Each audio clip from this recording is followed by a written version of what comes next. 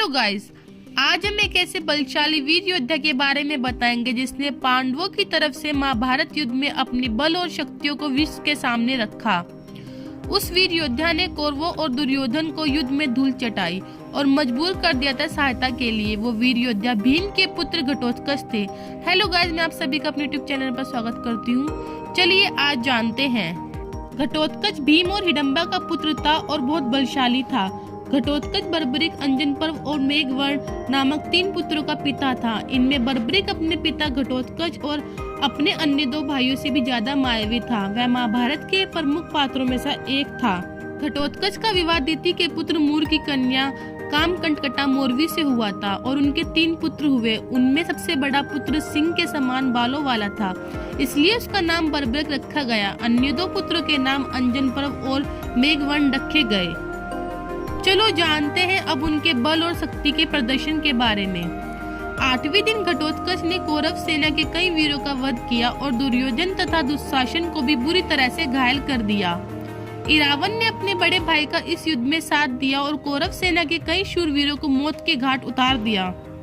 अंत में दुर्योधन ने अपने एक असुर मित्र अलम्बुश को बुलाकर इरावन को उसके हाथों मरवा डाला। अपने छोटे भाई की मृत्यु से दुखी एवं क्रोधित होकर घटोत्कच ने अलम्बुश का वध करने की प्रतिज्ञा की। 9वें दिन अलम्बुश को और घटोत्कच में बहुत ही भयानक युद्ध हुआ। अंत में घटोत्कच के हाथों अलम्बुश मारा गया। 10वें दिन घटोत्कच का युद्ध पितामह भीष्म के साथ हुआ।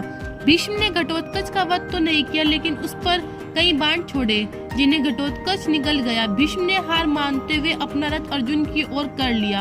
अर्जुन ने अंततः भीष्म को सर से यहाँ पर लिटा दिया।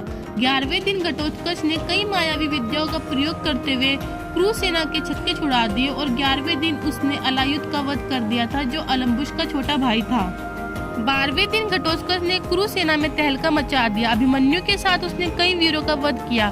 13वें दिन अभिमन्यु के मारे जाने के बाद घटोत्कच बहुत ही क्रोधित हो गया और उसने दुशासन के पुत्र दुर्माशन का वध करने की प्रतिज्ञा की, जिसके हाथे अभिमन्यु का वध हुआ था।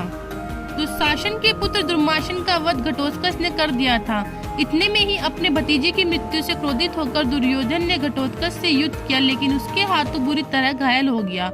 कर्ण से उसके दिव्यास्त्र का प्रयोग करने का अनुरोध दुर्योधन ने किया। कर्ण के बार बार मना किए जाने पर भी कर्ण ने विवश होकर इंद्र का वह अमोघ अस्त्र घटोत्कच पर चला दिया और उसका वध कर दिया।